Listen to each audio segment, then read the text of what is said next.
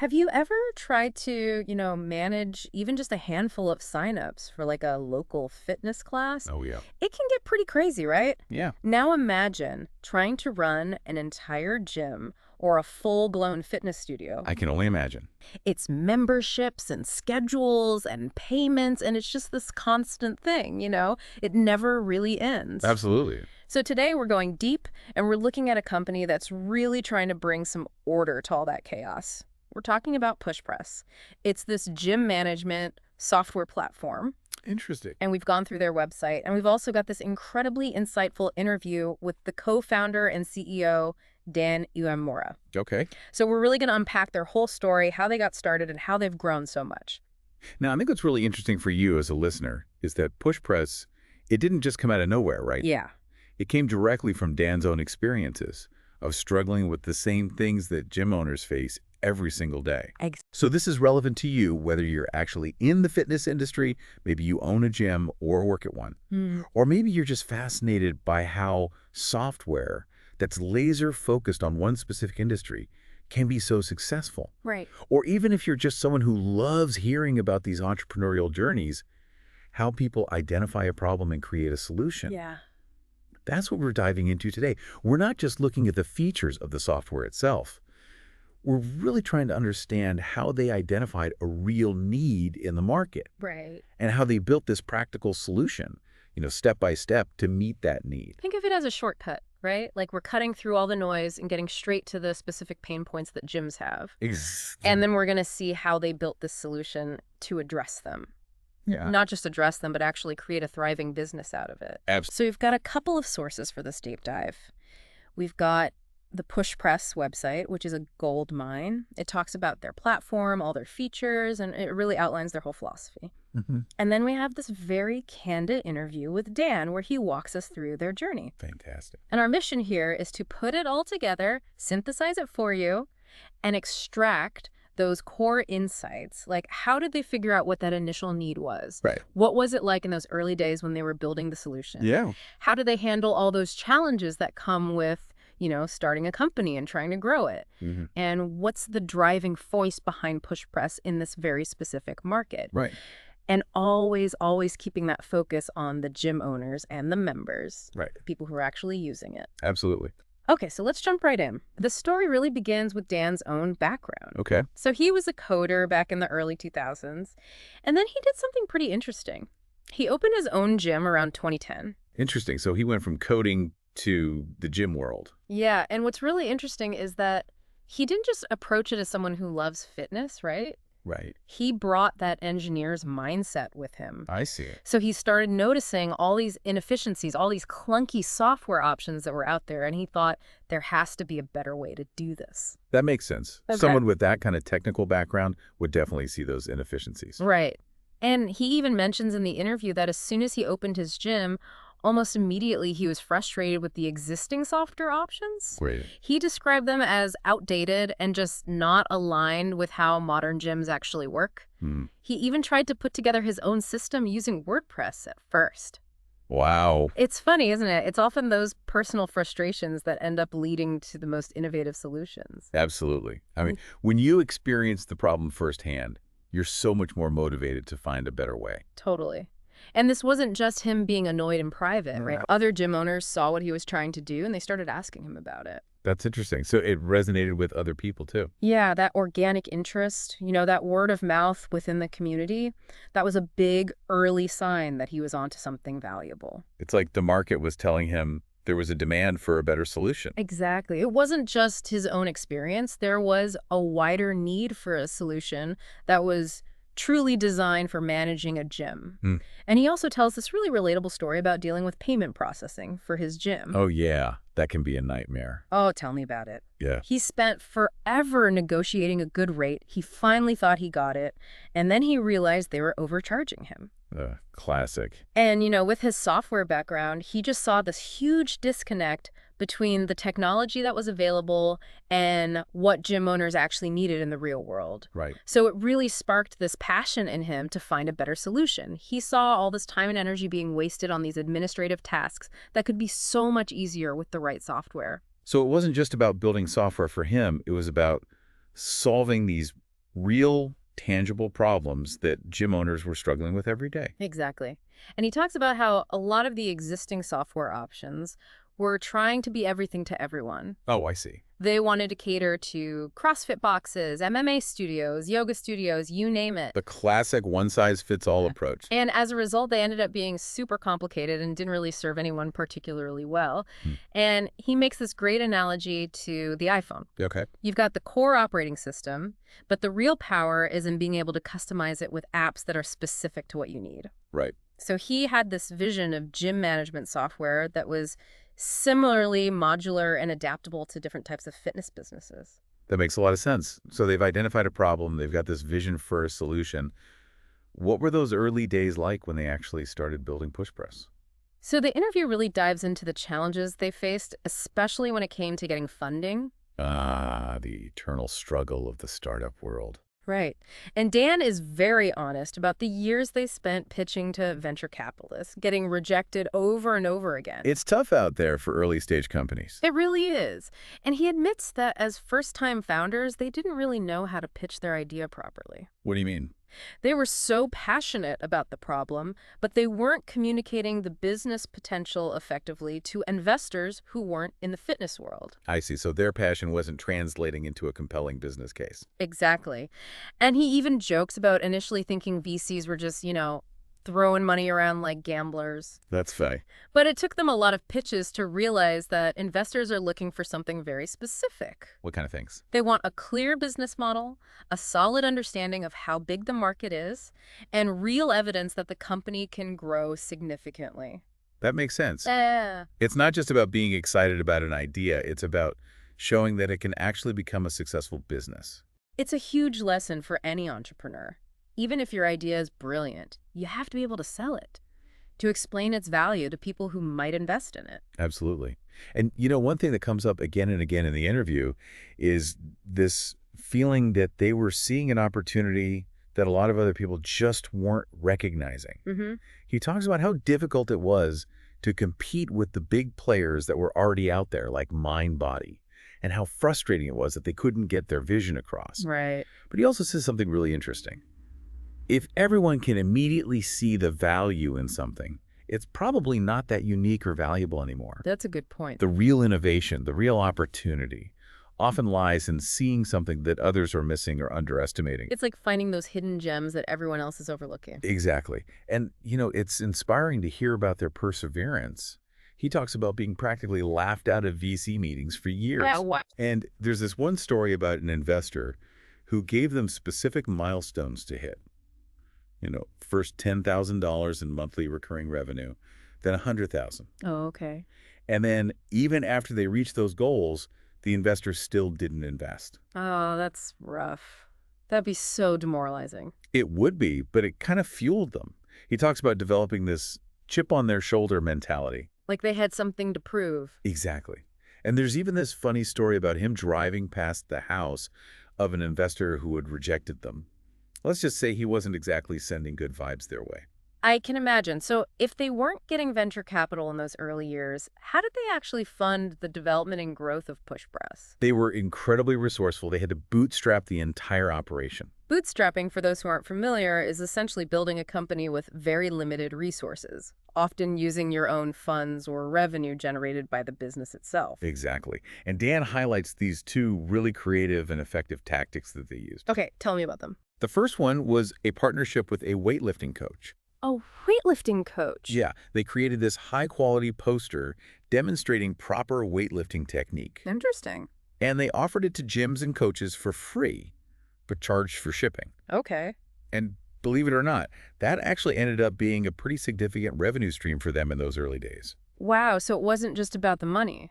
Right. It also subtly got their brand name into gyms, right where their target audience was. That's clever. It's like a product that gives real value to their audience while also marketing their software business. Exactly.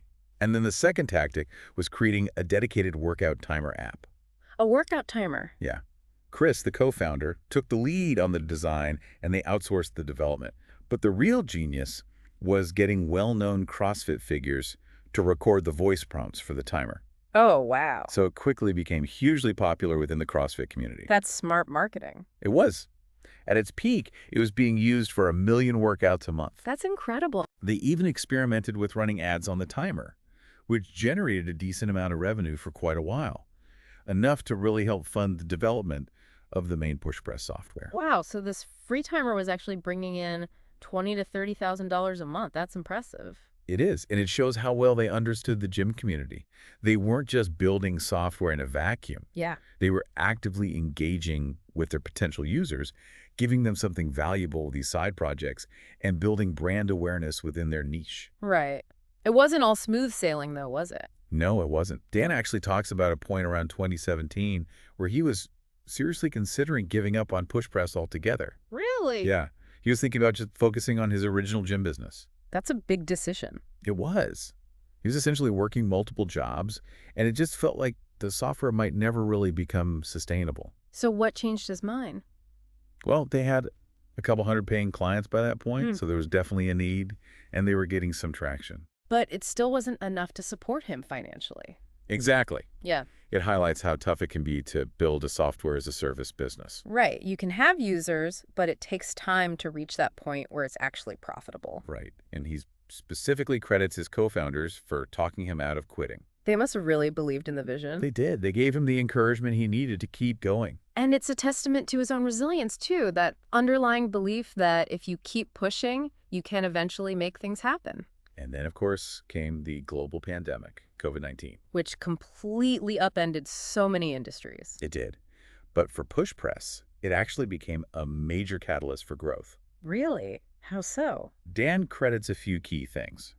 First, he had a major mindset shift, inspired by a mentor who told him, never waste a good crisis. That's a great piece of advice. It is. It encouraged them to be proactive, to look for opportunities even amidst all the chaos. And it just so happened that they had released a completely free version of their software right before the pandemic hit. Wow, talk about timing. Right. And it wasn't entirely intentional, but it turned out to be incredibly fortunate. It did.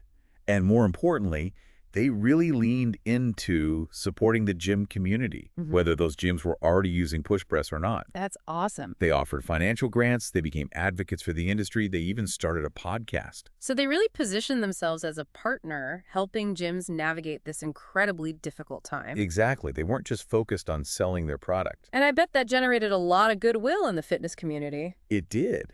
By focusing on helping their target audience when they needed it most, they inadvertently boosted their brand reputation and attracted a wave of new users. It's a classic win-win. They helped gyms during a crisis, and in return, their business grew. Exactly. It really validated their customer-centric approach. So then, fast forward a bit, and they finally secured a significant investment from Will at Mucker Capital. Okay, so what changed? What allowed them to close that Series A funding round? Well, by late 2020, PushPress was in a much stronger position. Makes sense. They had reached a significant level of annual recurring revenue. Dan mentions it was around $2 million. Okay. The free product had brought in a lot of new users, and they had built this strong, authentic brand as a company that really cared about gym owners. So they had the numbers to back up their vision? Exactly. Their financial metrics were much more attractive to investors. Although Dan does say that he thinks they might have gotten a slightly lower valuation compared to some other companies at the time. Interesting. He also mentioned that they didn't really know the ins and outs of raising capital. They kind of stumbled into that first funding round through their existing network. It happens more often than you might think. Even with a solid business, navigating the world of venture capital can be tricky. It's a whole different game. It is. And, Dan's initial hesitation about taking on investors probably played a role, too. He had seen other companies prioritize rapid growth over customer value, and he didn't want to do that. So they waited until they had a strong foundation before actively seeking outside investment. It seems like since then, they've continued to evolve and grow. They've been involved in SaaS-focused academies. Dan himself has been learning from other experienced founders, and they've kept reinvesting in their team and in strategic thinking. It sounds like they're really committed to continuous learning and improvement. Absolutely. And Dan emphasizes how important it is to be adaptable, to keep learning new things, especially about marketing and sales as the company matures. Right. And he talks about the value of mentors and having a strong network of peers. Those are so important for navigating the challenges of growth. They are. Now, let's talk about the PushPress platform itself. The website gives a really comprehensive overview of all its features. It's clearly designed to be a one-stop shop for managing a gym. Exactly. It's all about simplifying those day-to-day tasks that gym owners have to deal with. Like what? Well, things like billing and payment processing. Okay. They have integrations with services like Stripe, which makes things so much easier. Right. Then there's member management.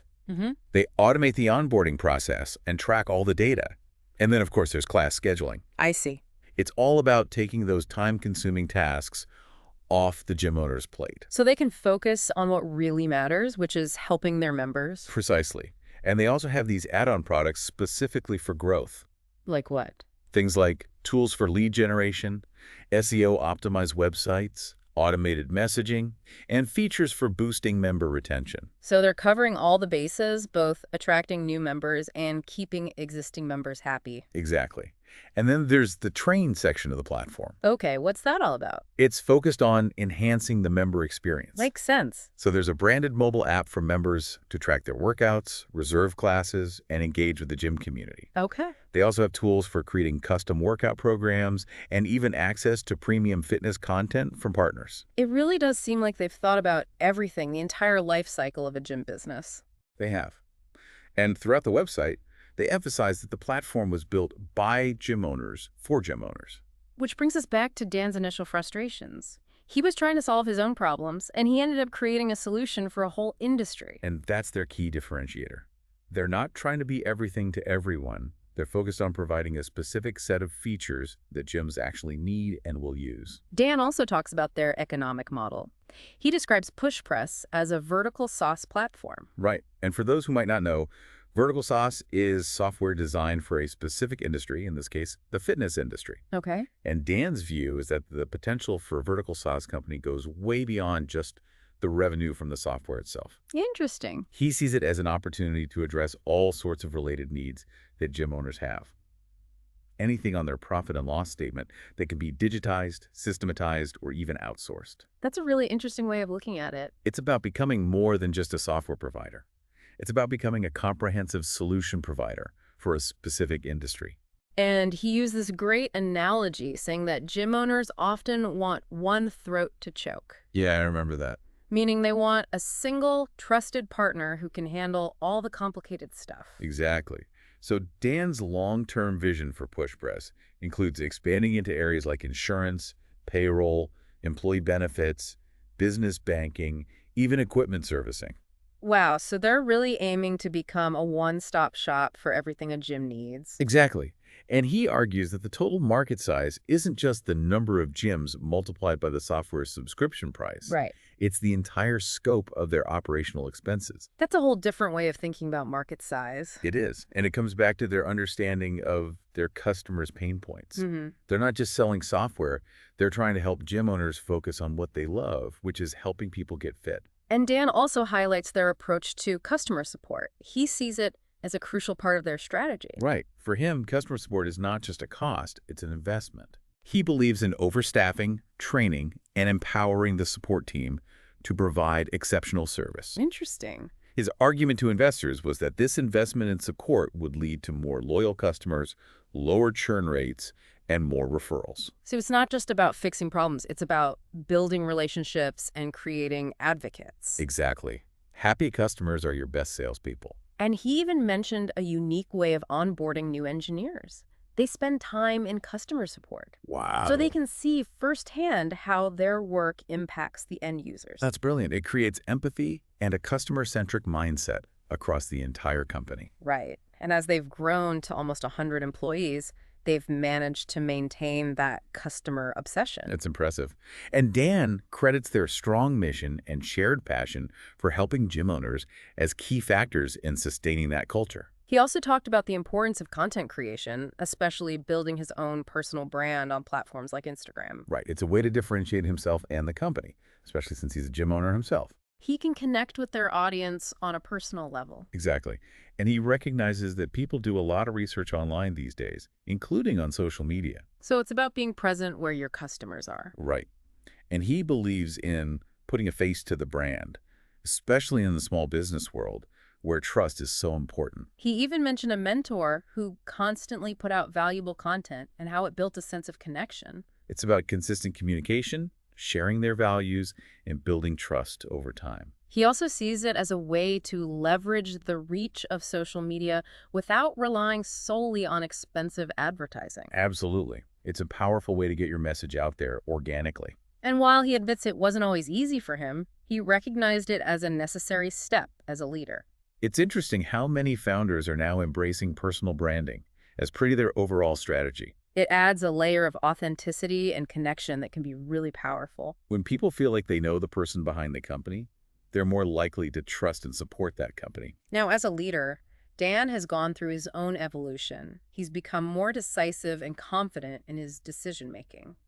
That's a common journey for founders.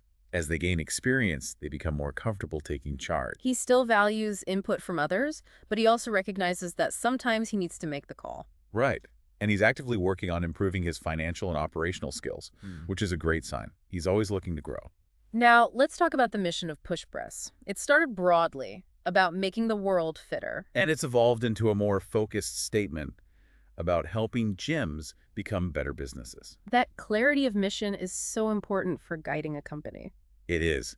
Dan talked about the need to distill big ideas into concise statements that resonate with everyone. The current mission is really about empowering gym owners to succeed, knowing that their success will contribute to a healthier world. And he shared a really interesting vision for the future of the fitness industry. What was that? He sees community and solving the problem of loneliness as key drivers for gym attendance. That's an interesting perspective. It is. He believes that the social and emotional benefits of belonging to a gym are just as important as the physical benefits. So it's not just about getting fit, it's about connecting with people. Exactly. And he sees huge potential for growth if the industry can tap into that need for connection. And when asked about how he wants PushPress to be remembered, he didn't talk about personal legacy. He wants to build a multi-generational company. It's about creating something that lasts, something that continues to provide value long after he's gone.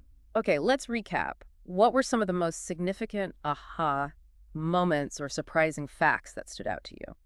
Well, for me, it was seeing how Dan's personal experiences shaped the entire vision of PushPress. It wasn't just a business opportunity. It was a solution to a problem he's personally facing. That authenticity is really powerful. Absolutely. And I was really impressed by their early bootstrapping efforts. The poster, the timer app, those are really clever ways to generate revenue and get their name out there. And their resilience in the face of all those rejections from investors is inspiring. They never gave up on their vision. And the way they pivoted during the pandemic, focusing on support and community, was a great example of how doing the right thing can actually lead to business success. So for our listener, think about your own areas of interest.